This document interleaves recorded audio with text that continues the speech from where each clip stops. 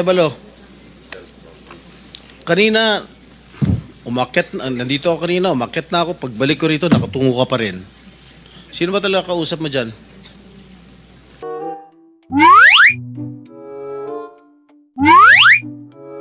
Ginagawa mo.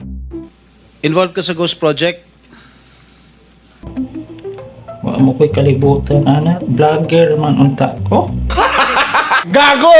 Ano mga nakuha mo proyekto rito sa DPWH? At saan? Kilala kong kaliskis mo, oy.